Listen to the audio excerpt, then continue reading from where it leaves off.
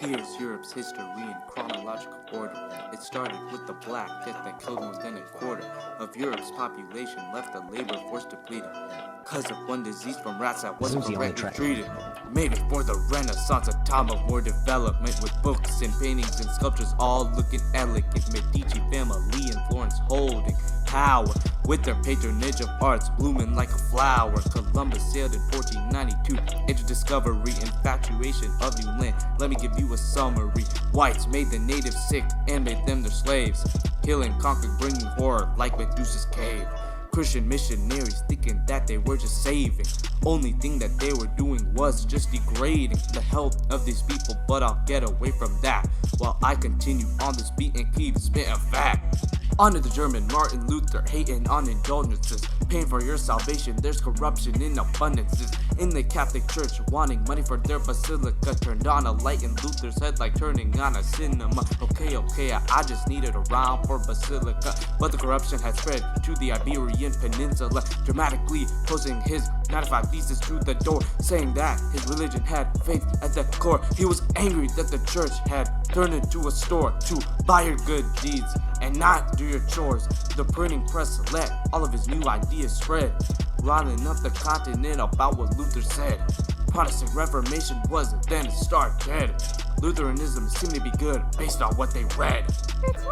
Kicking off religious wars, bloodshed over faith, witch hunts and battles, the price they had to pay for following their religion and doing what they want. Huguenots fighting French like a croissant.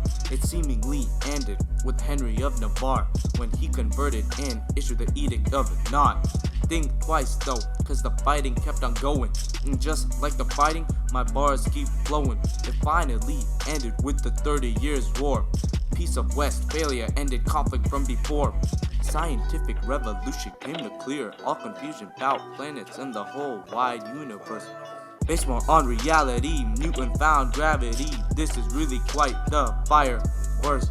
Galileo got tried for looking through a telescope. His discoveries really angered the current pope. The world began to be viewed as more mechanical, while literature began to stray away from classical. Fast forward to the Enlightenment with them philosophers. Some had conflicting views, but there was less pissing off. Yo, Pierre, you wanna come out here? Zuzi on the track. 1780s, you know what time it is. French Revolution time, that's what rhyme it is. Financial crisis in France and inflated price on bread.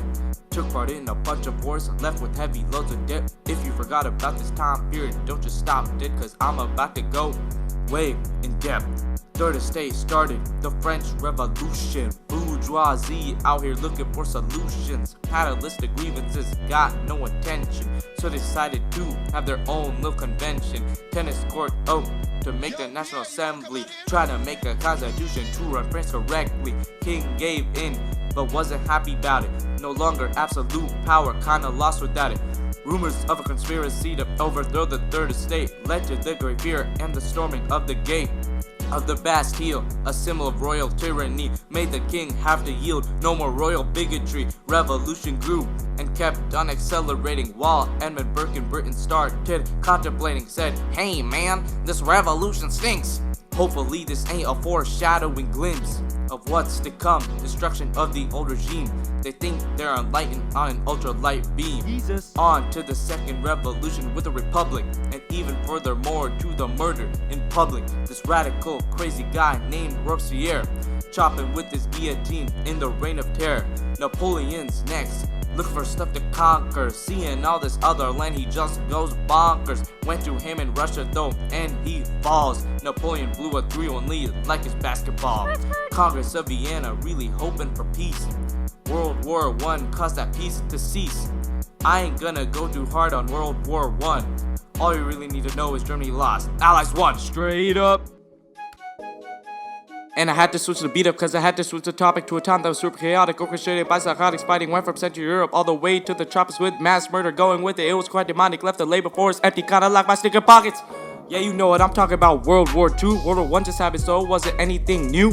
Germany invaded Poland with their blitzkrieg. Lighting warfare left enemies in defeat, putting Germany at top of the World League.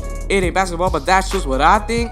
Britain and France were majorly pissed, definitely wishing that Hitler didn't exist. They regretted appeasing, the shot had missed, while Hitler had been curried with the flick of the wrist. But Germany lost, Allies won, new treaty, life moves on. Cold War starts, oh boy, another war, no direct fighting though to settle the score.